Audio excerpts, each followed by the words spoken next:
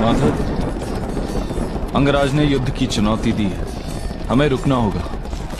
प्रत्येक चुनौती का स्वीकार वो करते हैं पार्थ जिन्हें स्वयं पर विश्वास नहीं होता।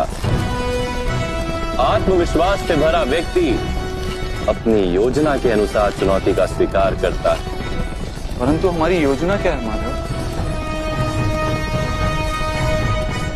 शत्रु को पीठ दिखाना भी योजना का भाग ही होता है कभी कभी।